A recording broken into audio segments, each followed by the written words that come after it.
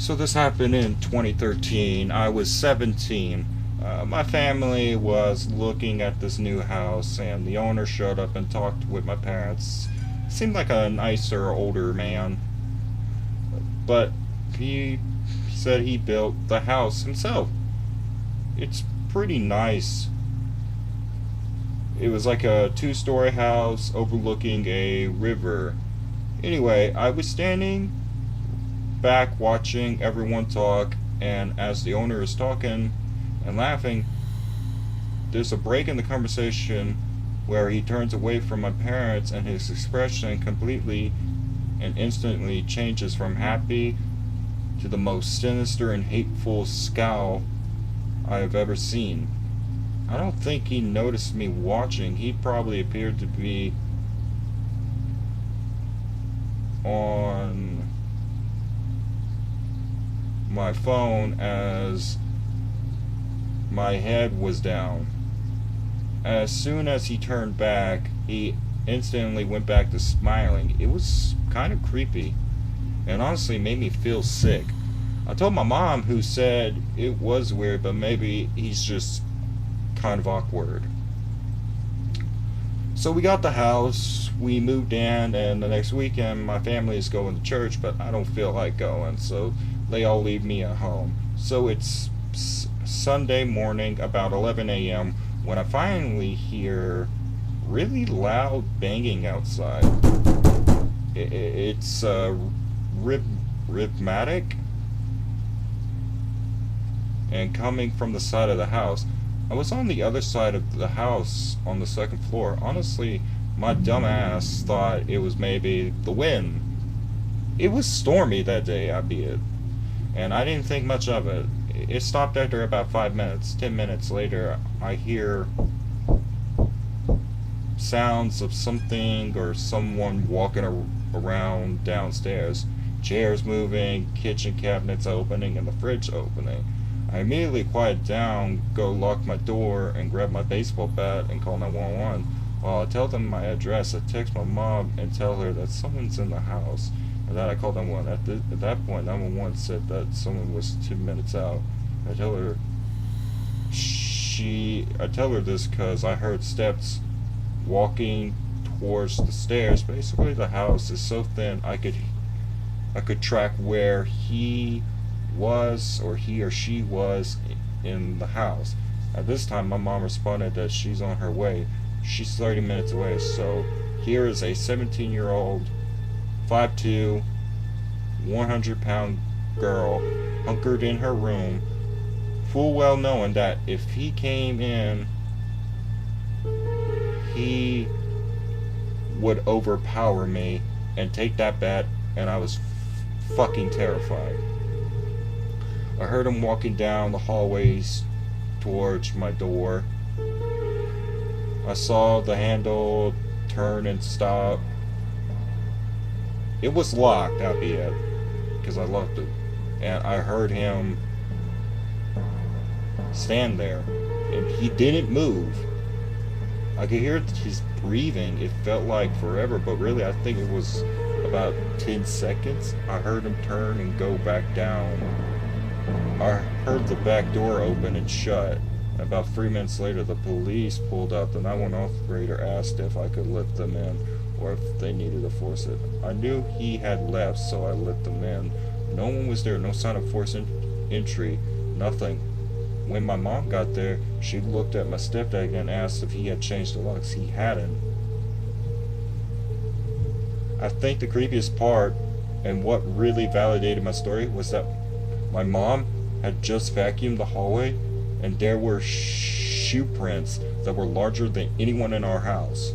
And the police hadn't been up there, and they stopped just outside my room.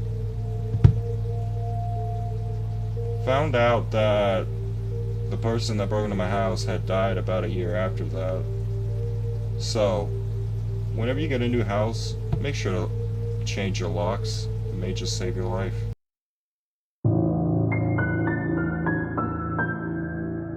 It all started when I bought my first house.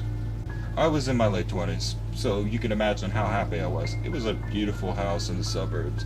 The outside walls were made of exposed brick, something I personally liked a lot. And there was plenty of space, 2 bedrooms, both of them with double beds, a modern kitchen, and a big living room. 2 bathrooms, a basement, and an attic.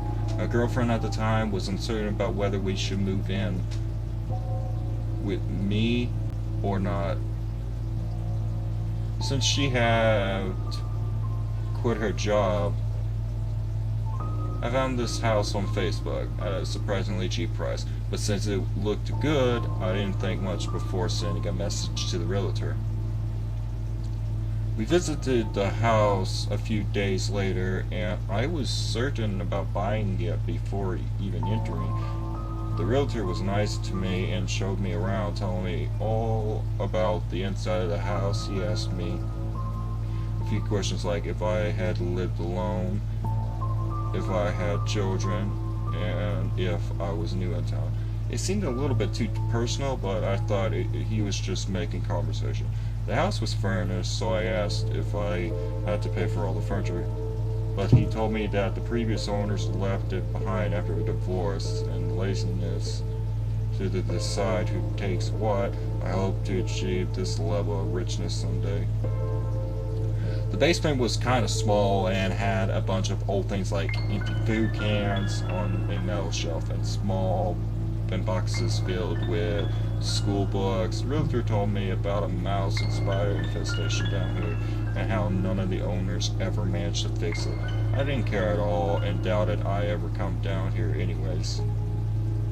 When we got upstairs, I noticed something. There were cameras around the house. I asked the realtor about it, and he assured me that the cameras never worked and were installed by one of the first residents who had 3 kids. Again, I didn't mind, especially when he pointed out to some cut and bare wires hanging from the cameras. I ended up buying it and even received a first house discount, as the realtor called. I was so happy, I quickly bought some of the furniture I had. I quickly brought some of the furniture I had at my parents' house and moved here. My girlfriend ended up joining me after some weeks, and that looked like the perfect home to start a family in. We were loving the experience of living together. She made us lunch. I made us dinner.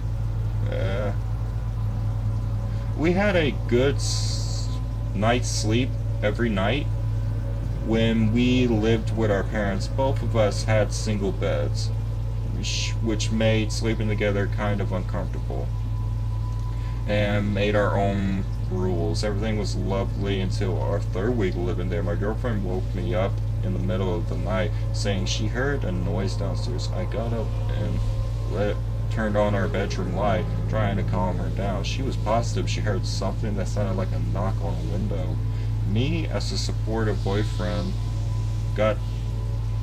went downstairs to prove to her that it was probably nothing to worry about. It was probably a tree branch. I started laughing, even took a video of the sound it made. I showed her that she didn't need to be paranoid. All it was a tree branch. And that I always protect her, even from a tree branch. I caressed her head until we both fell asleep. I knew nothing was up, but for some reason I felt that she kept trying to convince me that it wasn't a tree branch. After that night, some of my things started going missing, like a single sock, some ties, my deodorant, and even some of my underwear. I knew she was the one hiding them, so I didn't say anything, because if I looked concerned, she'd win this little game first. Another night, my girlfriend woke me up, but this time she heard footsteps nearby our bedroom, and I told her it was probably nothing, but she insisted. I again got up and opened our bedroom door. Nothing was down there, but after I showed her the empty corridor, we both heard footsteps coming from the first floor. She started screaming and crying, and even hid under the bed. I locked our door and quickly got downstairs, turning all the lights on and examining every part of the house. Again, I found nothing. I got upstairs and asked her what was all that about. She ended up confessing that when she was a child, 3 men broke into her house and kept her whole family hostage, while they stole a bunch of things and even threatened to kill them if they didn't shut up. One of the men held a gun to my girlfriend's head. That's where all the trauma comes from. I held her close and promised that this would never happen to us. The next day, I called a locksmith to install 2 more locks in the front and back door, an alarm system to warn us if anyone came nearby the house, and even put bars in every window to prevent anyone from breaking in. All this made my girlfriend feel safer, and it showed, I think, everything went clean after I installed all that. Some things kept going missing, but I was probably being inattentive since my girlfriend stopped listening to things inside the house at night. She's a lot more happy and hopeful about starting our family in this house. I love her so much. We went to the basement to inspect if there was anything we could turn that room to be something new, because it was actually kind of cozy. We only had to throw some things away, like the food and the boxes. She said I could do some kind of man cave since I love playing video games, but I suggested a playroom for our future kids, and she loved the idea. Kissed me on the lips and told me how excited she was. On that day, I knew I had to make her my wife as soon as possible. I bought the engagement rings and hid the little box they came in inside of a teddy bear I bought my girlfriend on a trip to Paris. It had a zipper on its back, so I just hid the little box inside of the phone and put it back to its safe place. I waited a few days to propose because I wanted to make something impressive, like go on a trip with her or take her to the restaurant where we met. I think 2 weeks have passed since I bought the rings. Me and my girlfriend were chilling on the couch, and I was getting to the finale of the Game of Thrones show we were watching, and I was sleepy as hell. I told her I was almost falling asleep and that she could watch it alone. She agreed. I made her popcorn before going to bed, and I kissed her on the lips goodnight. I woke up with a scream downstairs. My girlfriend screamed, followed by loud steps, and finally a door slammed and silence. I freaked out. I started screaming and calling her. I looked to the living room from the top of the staircase. The popcorn bowl was empty, and there was no sign of her. I called the police immediately. My finger was shaking so much I could barely dial the right number. I sat on the grass in front of my house and waited for them to come. Police came surprisingly quickly. While one of them searched the house, the other asked me about what happened. I had nothing to explain. Someone just kidnapped my girlfriend out of nowhere. That's all I knew. The other officer came near us and told me that there was no sign of a break-in and asked me if the front door was locked when I came outside to wait for them, to which I said yes. They asked if she sleepwalked. No. If someone had the keys, no, I wouldn't even know. If someone would have any reason to hurt my girlfriend, not that I would know of. And they asked me if someone could be frogging, but that seemed absurd, and I would have noticed by now. After all these questions, they said they had no reason to believe that she was abducted, and that she probably got angry and left, and that she would probably come back, and if she didn't, that I should call the police again. They just left. That made my blood boil. Anyone with a brain would realize that no one fucking storms out in the middle of the night. I heard a scream. I heard loud footsteps. Someone must have picked the lock, or maybe someone had a copy of the keys. That didn't make any sense, though. What if someone was actually inside my house? I took the whole day to search for evidence. A single strand of hair. Even I need something that could prove I wasn't crazy. I turned every room upside down, and even the fucking bathrooms. No sign of anyone other than me and her. I thought I was going insane, really. I climbed the stairs to the attic. I never even gone there, so it made my heart pound even faster. It was dark and a claustrophobic type of room without any windows to illuminate the room. So I illuminated it with my cell phone's flashlight, but I couldn't find anything to get concerned with. Just a couple more boxes and furniture covered in plastic. Then something stood out, a beautiful painting of some dude. There were hearts all around his face, like it had been done by a lover. I started to sob so hard I fell on my knees where she left me. At least where I got out of the attic and went to the living room once again. I fell on the couch defeated. I looked at our photographs hanging on the walls and photo frames on the side of the TV. I got up to reach the teddy bear from Paris and hugged it like it was her. My heart immediately froze. I couldn't feel the ring box. I opened the zipper on its back and noticed the box and the rings were gone. What the fuck? That changed everything. This wasn't a fucking coincidence. Someone stole the rings, and I'm sure it wasn't her, because we talked about it. That gave me the gas to keep searching for her. The last stop was the basement. It even got dustier than the last time I came here. I opened the boxes and tried moving some stuff and examined the floor with my cell phone's flashlight. I looked at every corner, every single part of the ceiling, and when I pointed the flashlight to the metal shelf, I noticed that some parts of it were completely clean, even though most of it was covered by dust. I tried to keep calm. I needed to find the girlfriend. When I squatted to examine the lower shelf, I saw it. A little door around 4 feet, looking like it was intended to be found. There were a lot of things on the shelf. That's why I never saw anything. My heart started racing and I felt I was going to faint at any moment. I moved the shelf onto the side and got in front of the door. Since I was almost 6'1", I knew I had to crawl. I know this sounds insane. I know I should have just gone upstairs and called the police, but I swear my adrenaline was so spiked I couldn't stop. I opened the little door. When I got up from the floor, my jaw dropped. There was a house inside of the little door. It looked exactly like one of those studio apartments.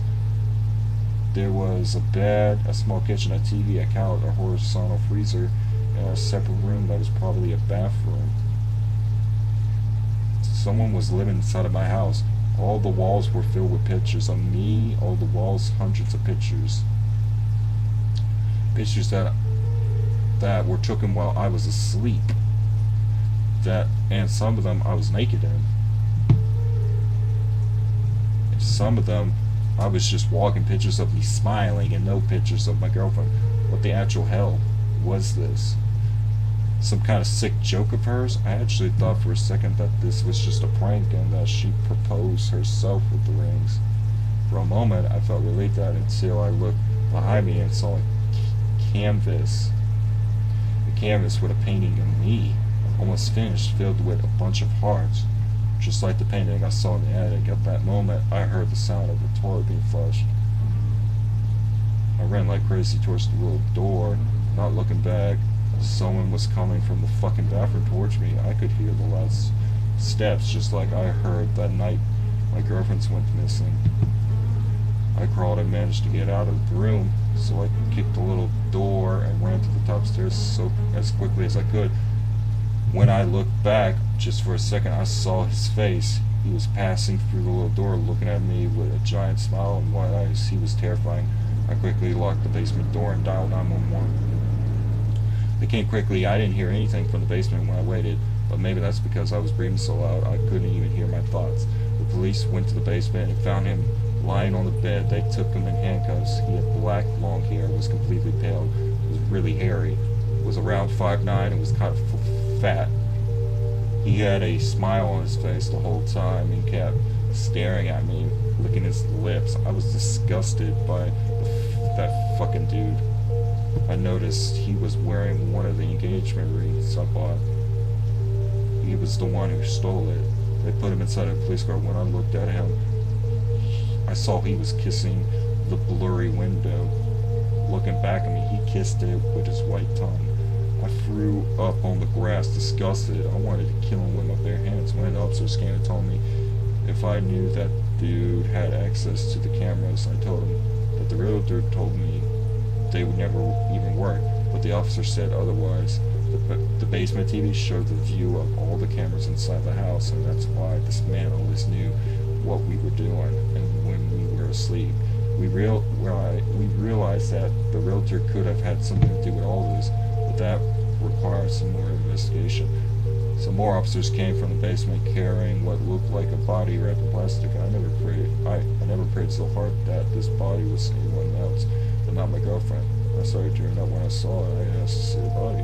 It was her, my lovely girlfriend, completely frozen. Her body was blood stains and wounds. I lied on the grass and cried like someone was stabbing me. I should have listened to her when she said something was off about the house. I should have moved out when I had the chance. My whole world was shattered at that moment. Some time has passed since the incident, and my therapist insisted I should share my story with other people, serving as a way to vent and to warn others. But I want to give this some closure. Turns out the man has done this multiple times. The police found evidence of more than three crimes on his part of the basement. He always fell in love with the man and killed the girlfriend or wife, and I sincerely don't know how the police never found him. The killer was presumed dead when he was only 10 years old. Apparently died in a car accident with his parents, since the police report said that his brother was the only survivor. He was living there more than 30 years, and you know who knew about this? The realtor, his own brother. He was the one attracting victims so that his psycho brother could have some fun. Funny thing is, I didn't even mention that my girlfriend would move in. Does that mean he just wanted to kill me? Seduce me? I have no clue and never will. Also, the realtor ran away with his brother when his brother got arrested, and is still missing to this day. I still blame myself for it. I still wish I had done it all differently, so here I am, opening myself to a bunch of strangers online. I only have a few lessons to share with you, and take them seriously. Always suspect good properties at ridiculous low price, and above all, listen to what your partner has to say and take them seriously. If I believe what my girlfriend had said, she could still be here with me.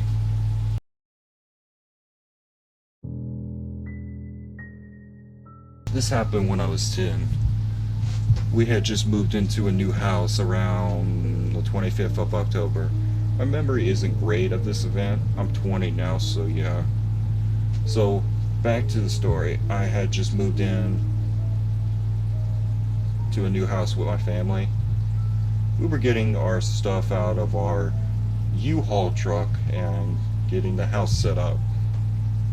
My mom set her phone on the table and was looking under the table cabinet, putting stuff in it. And her phone flew off the table and hit the wall. It didn't break, but it was almost like it was thrown. The second day of being there, we all just slept on the floor with just blankets because we didn't have the mattresses, because we were gonna get new ones that day but didn't get to it. But when we got up, I went to the kitchen to see if my parents got any food in it, but when I got in the kitchen, the cabinets and fridge was open. I asked my mom why the cabinets and fridge were open, but my mom said she did it, but didn't have them open, but she had a surprised look on her face when she saw it too. So I didn't really believe her when she said she did it.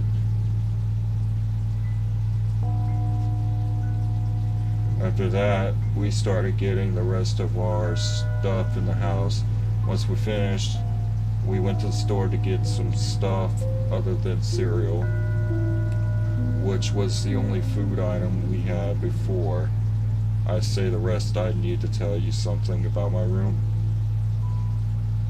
I had a shelf of Xbox 360 games. Okay? When we got home from shopping, I went in my room to play my Xbox. But when I got in, all my games were knocked off the shelf.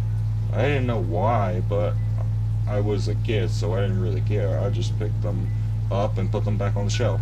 That night, I had a nightmare of my parents and my house on fire, and my parents were like melting, if that makes sense. Then all of a sudden, a kid that had burn marks and just looked gross, and from what I remember, it said, "Will you be my friend, please?" Now, I was already freaking out, but in the next few days, I heard weird thoughts, like, not my own thoughts, like something was telling me to do bad things, like kill my parents or jump off the roof. No one will know or kill my parents. I told my mom, she sent me with my grandma and she had someone to come and cleanse the house, and it stopped after that. Or most of it. Every once in a while something would happen, but nothing like we were experiencing before. We moved again like 1.5 years after that. It's not the scariest story, but it's what I got. So yeah, sorry for any bad writing. Thanks, bye.